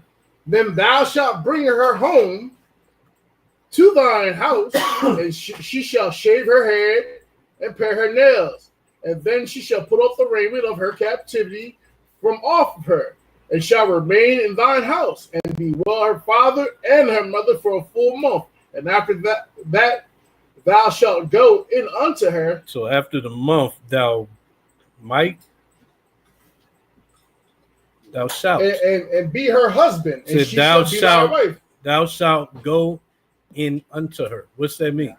That is to have sex with. So that's. He said wife was something that was added. No, that was a. I knew it was. We was confused somewhere. That was not. That was right, but that was with. That was Israelite servant. I only went there to show that you could get a servant. It didn't have to be the wife. Right. And because they put wife there, that one, it was in italics. This one's not in italics. Okay. So I knew there was some type of confusion there, because you're saying, where does it say to go into her? Right here. It says it right here in the law. Verse so it 14. says, thou shalt go into her, be her husband, and she shall be thy wife. Go ahead. And it shall come, and it shall be, if thou have no delight in her, then thou shalt let her go whither she will. But thou shalt not sell her at all for money. Thou shalt not make her merchandise or her, because thou hast humbled her. You have humbled her. So to humble her is you had laid with her. Now another question. Right? When we talk about this thing we call husband and wife situation, we know that it's sealed by the Most High. The Holy Spirit is there, making those two things one. Right? So then is the Most High present here, joining the heathen woman to Israel? Even though we made the choice, but is he there? Yeah, because that's his law. That's one. Yeah. Yeah. But okay. Yeah. Open the link again. But also, like when you say, I'm gonna use that as a second. even with the husband and wife thing, I know what you're referencing. I got a question. Now go back to the patriarch Jacob. He had 4 wives. Mm-hmm. The 12 came from those 4 wives. Uh-huh. 2 of his own people, and 2 were heathen. Concubines. Right. They were right. Of the wives. Right. That's the link I just sent you. They got all that on there. But yeah, so you always got to stay with. We can feel however we want. We always got to stay with. What does the law say? What's the Bible say? So the Bible has a separation. This instance, God, Yahweh said, "This is you can do this." So he's cool with that. That's what I was giving. Then he's got the instances where he says, "This is off limits." So if he said it's on, if he said it ain't off limits, we got to go with that. Then he didn't say you have to do this. So if you feel like this ain't the route for you, then don't go that route. But you can't say, like, is this a problem with Israel because we followed that? No, we find where we had the problem with heathens. It's when we followed the way that he said not to do. So you got to stick with that. And we can, like, how even here in our camp, some brothers may contend with more than a wife issue. Now, can this be kind of like a parallel? You know what I mean? The things that we are waiting for the Most High to give us clarity. That's all in the link I just sent you. Okay. All of that. Everything you just added. What is this a parallel? What though? Multiple wives, taking heathen women, concubines, interracial marriage, all that stuff. But you said, like, you're hard pressed to get different camps to come with the idea that you can have more than one wife. That's still a contention amongst the brethren. There's a contention, right? And I'd call that. See, that's why I got confused. Let's say the community when we're talking about as a whole, and the brethren when we're talking about us. Say again. I didn't. When you said the brethren, I'm thinking you're talking about just inside this, No, like I'm talking us. about us. So the community, okay. Us, Israel, remembering us. Yeah, the community. Right. All right. Right. In that, we see how there's a controversy in the camp. Yeah, there's a controversy with the With many of with them. with this Right. doctrine, with Right. the we just saw the lunar Right. That's Sabbath. So many, causing a lot of division. so many different things that in our pursuit to remember ourselves, right? Mm-hmm. And building our spiritual fortitude so we can get that we can get that wisdom that the Most High is delivering. Then I'm questioning, could this thing be kind of like one of those things? Because it's been a stumbling block for me, but I don't desire to stumble. I want to be able to stand my square if I'm contending with someone else. Yeah. You know what I mean? Well, let's get When Paul says speak the same thing, right? Then I'm not equipped. Well, this right here may equip me to be able to stand my square. So when I go back and study it, then I got power. I got the understanding. So I just sent you enough where you don't have the You understanding. gotta realize all these If I camps need don't you, follow I'll what's just- they don't Yeah, follow yeah. what's written, man. Thank you. You know, a lot of Right. camps don't follow what's written, right? Huh? A lot of camps don't follow what's written. You never did. Yeah. So when you say you have a problem with the camps, you tell them to prove what they're saying in writing. Right. And if they can't prove it, that means they made it up. Right. But then you have good, honest men who are on this, but the light hasn't been broken for us. You understand? We haven't gotten that clarity yet. Man, Not I'm that still we're studying and learning too, man. Yes. so what topic are you speaking of when you say you're struggling with it? Well, Are you are you talking about multiple wives, or what we just talked about whether? Well, the Most High is going to clarify many of things that we may have, we may not have the fullness of His wisdom on that matter. You don't sometimes, because Right. sometimes I'll be sitting there and I'll be asleep, and I have read something and I'll be listening to like one of the books of the Bible, and I'll hear something of that. I'll be like, man, I read that and I didn't see that. What the hell? And then you have somebody else read it to you, you be like, man, wow, that was there the whole time, and I went over that. Yeah. So we're commanded to search out the matter. Yeah, So I'm searching out the matter. I understand. I'm telling you, So, I'll be sleeping. I had the Bible playing on the Bible. That's what they said. I got a question. yes. When you said earlier about the women that are not of our nation, these folks are married and they have children, right? Yeah. Okay, now you go back to Jacob. He had 4 wives, right? 2 of his own nation, 2 of not his nation. That's where the 12 tribes come from. Okay. So that means he laid down with wives of another nation, had children with them among the 12. Okay. So I don't know if you can use that as a platform. Well, not only that. Let's do this.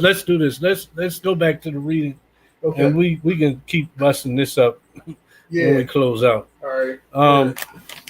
Yeah, like we Exodus 22. we dealt with one topic for a minute. Let's close out, and then we talk about other topics for however long. Okay. So we left off. We didn't finish chapter 22. So what verse we leave off at? That's what stopped was one of the verses that got us on the subject. Yeah, ain't nothing wrong with that. I like to.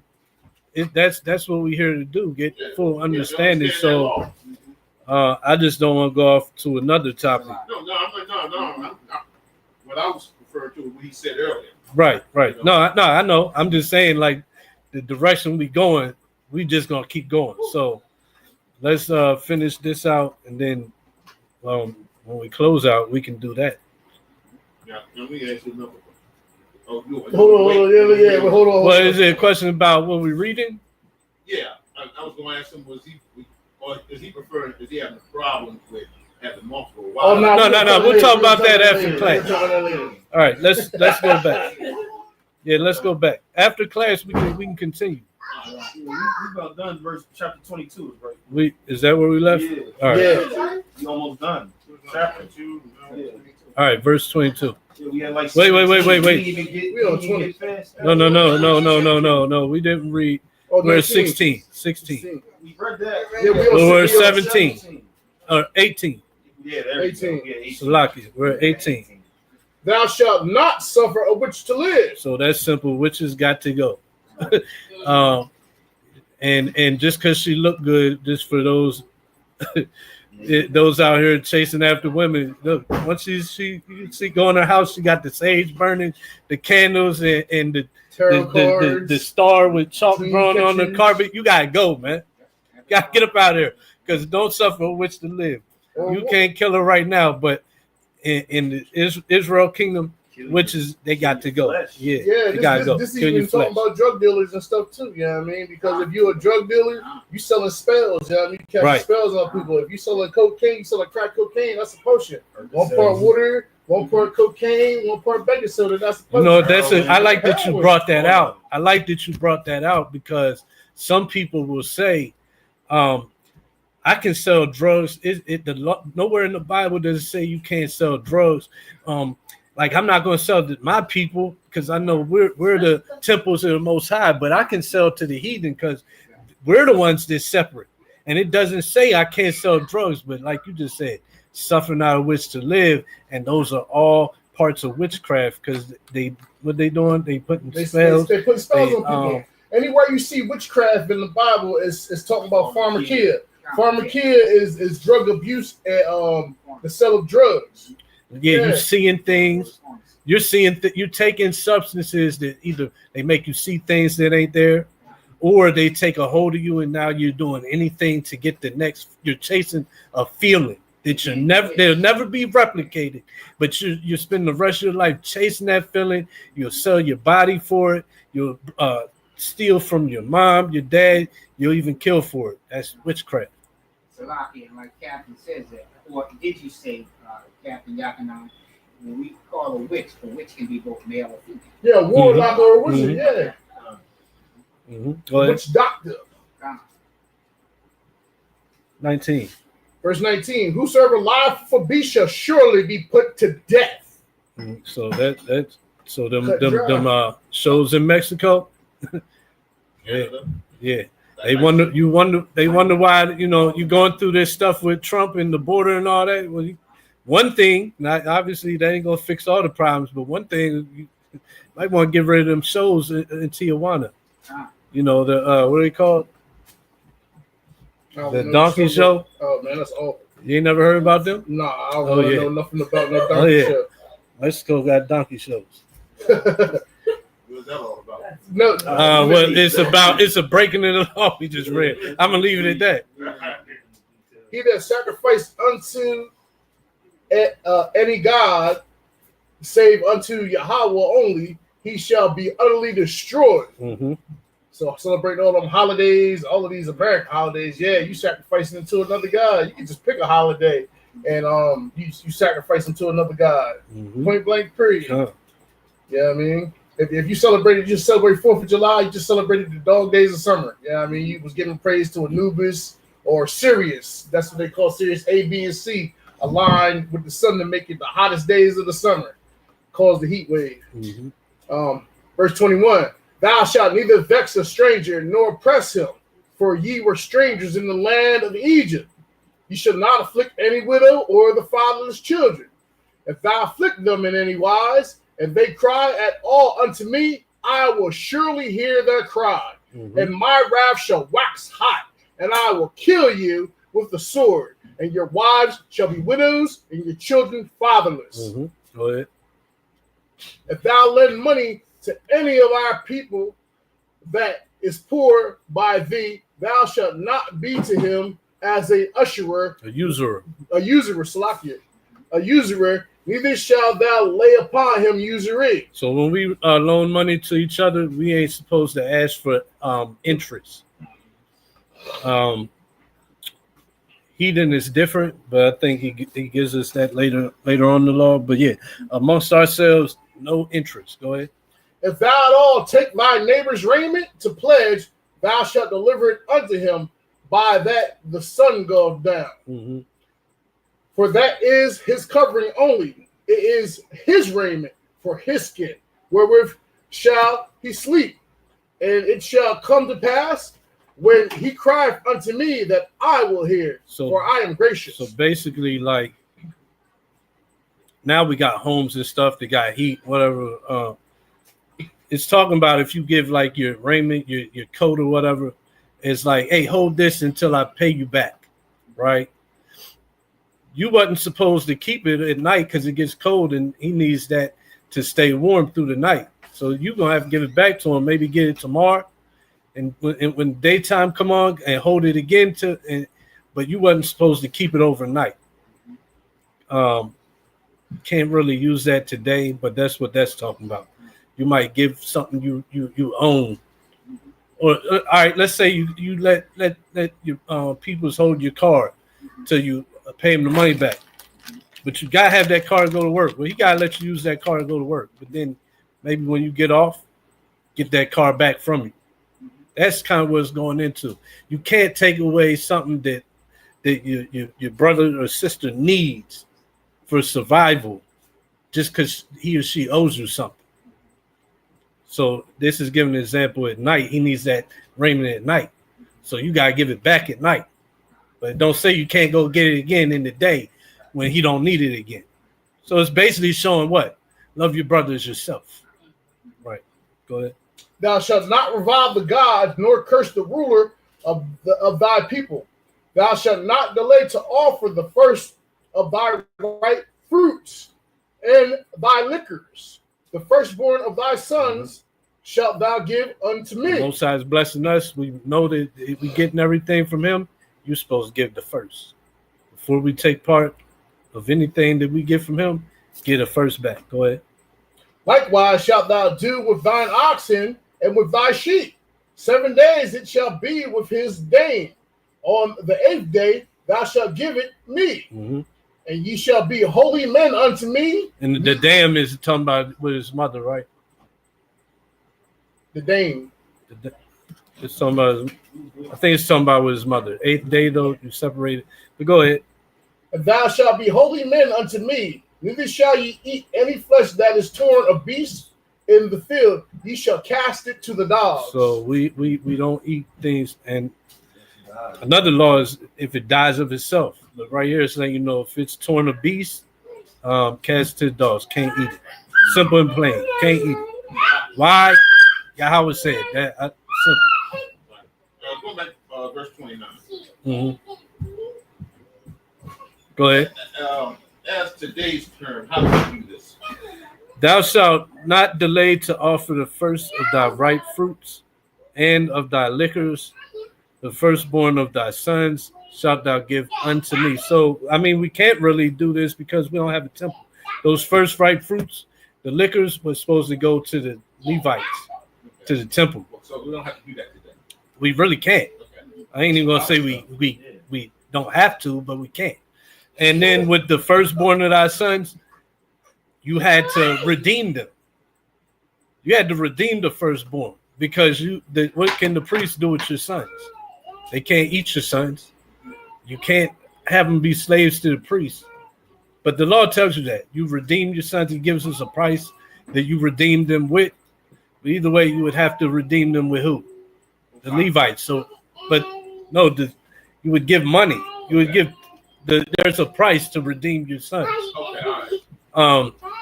Which we're not going to go there today, but it's in the law. We'll come to it. Okay, we'll definitely come to it. It's in the law. He gives us prices for redemptions of things. I thought that was. But this would have to be done by. These are things that we would take to the temple and give to the priest. So we can't even do it today. Mm-hmm. Mm-hmm. Yeah. Mm-hmm.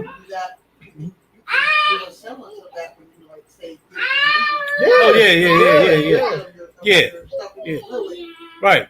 You could, but that would be between you and the Most High. But in terms of the law, like we don't have a temple to take this stuff to. So what do you do in return? Sacrifice yourself. So things like what she said, just give yourself to the Most High. Before giving yourself to your own pleasures, always give yourself to the Most High first. That's one way we could do it today, but we don't got to. But This is the book of Isaiah, chapter 58, verse 7.